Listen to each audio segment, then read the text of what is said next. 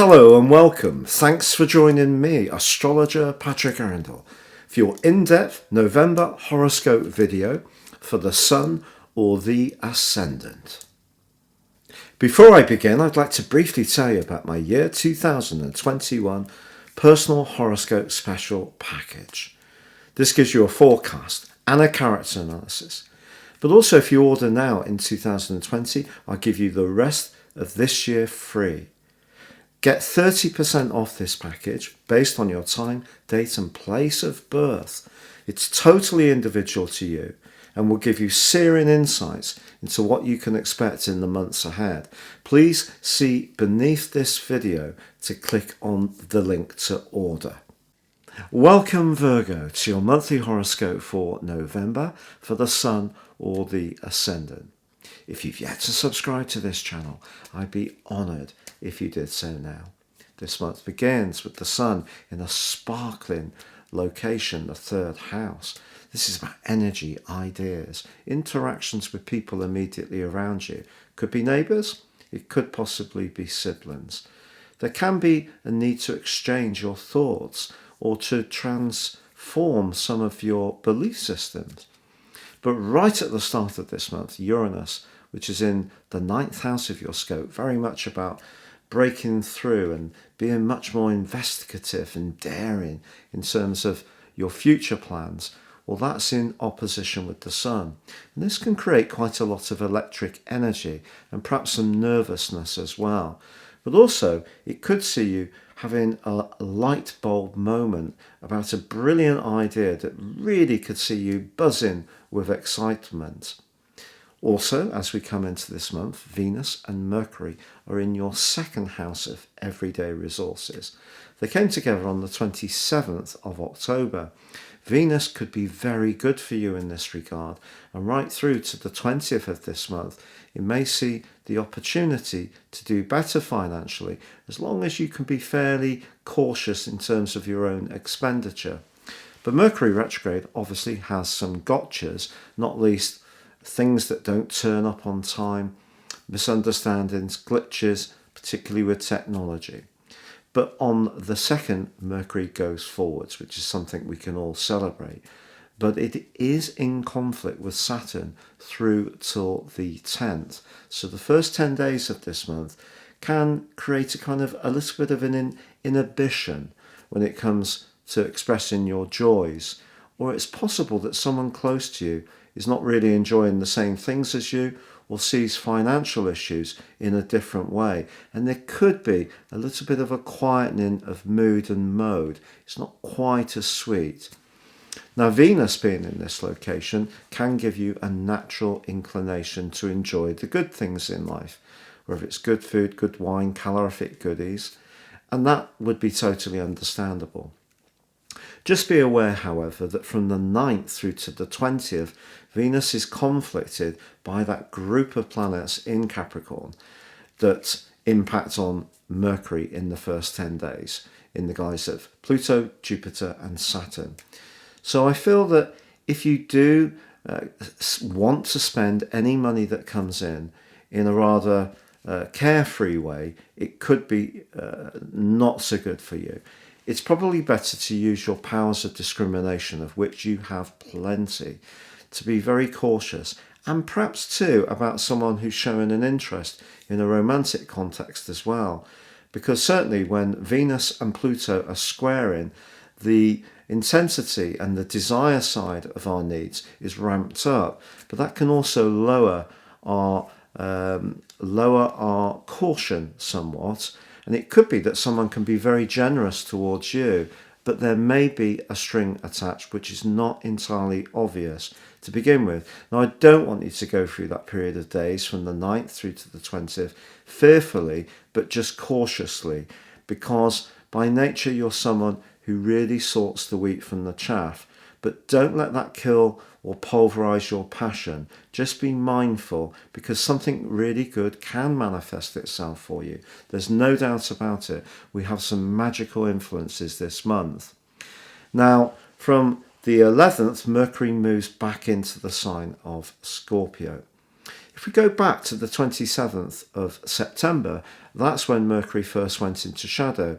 And that's when you may have started to encounter a little bit of doubts about a process that you'd been involved with, an idea you had.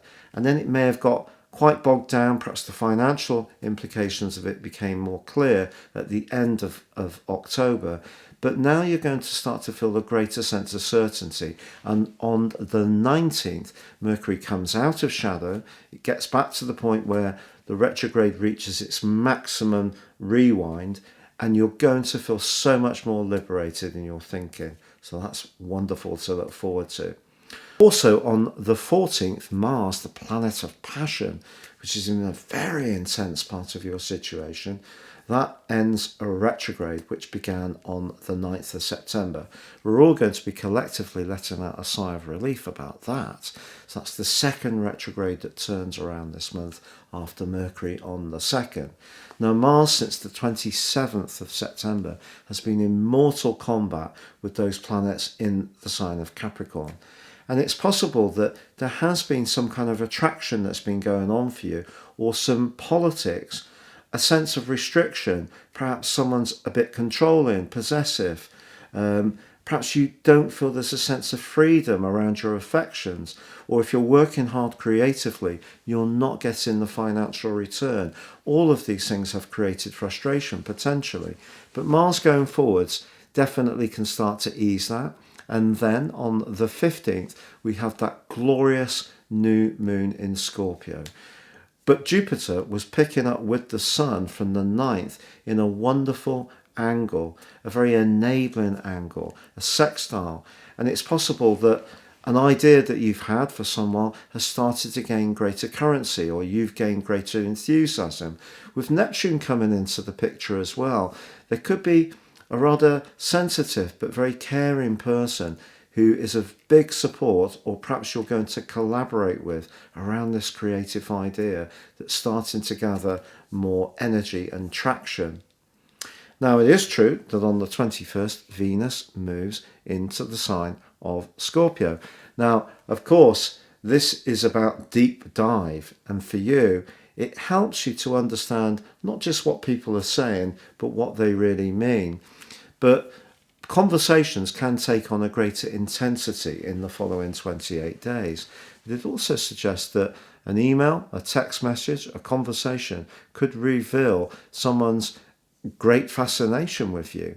And it could be because they admire your thinking, your beliefs, as much as just a straightforward attraction in terms of chemistry. It can be more than that, and that can delight you, because obviously being a thinking sign with Mercury as your ruler, that's something that you would always really appreciate.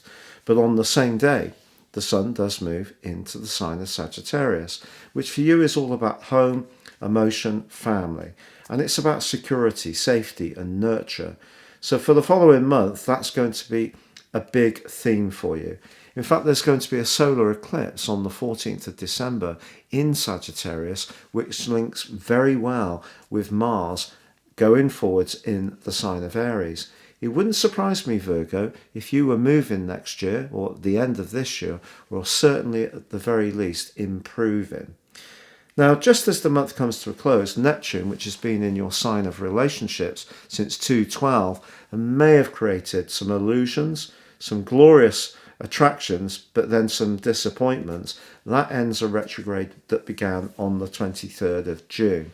So that provides greater clarity, and that's welcome. And on the 30th, we do have a lunar eclipse in the sign of Gemini. Now, over the last few years, the eclipse series have all been in Cancer and Capricorn, which for you is very much the 11th, 5th house axis, friendship, self-expression, the things that you're passionate about. So this one is much more to do with your role in the world, the 10th house, governed by Gemini, where you have the North Node. So it's kind of saying to you, you need to feel inspired in your daily involvement with the world. So that's particularly so of your job. If a job has lost an allure it previously had, it could come out of your situation on the back of this eclipse series. This first began in 1984 on the 30th of May in Gemini with a solar eclipse. It's in reverse on this particular one. And I think it's essentially saying to you that whatever you're trying to do in terms of improving the fabric of your home life, physically or emotionally, it is also important that whatever you're doing in the world at large gives you that emotional satisfaction as well. If it doesn't, that's going to inform how you're feeling in quite a big way over the following 2 weeks. But for now, what I would say to you, Virgo, the sparkling new moon in Scorpio, it's linked to Jupiter and Neptune, can be very helpful to you. It's wonderful that your ruler Mercury is going forwards from the 2nd, coming out of shadow on the 19th. Greater clarity is coming through, but there may be the need to be a little bit cautious about resources and just be aware of people's motives when it comes to your romantic situation. It's been a real pleasure being with you. Stay safe, take care, good luck, and goodbye.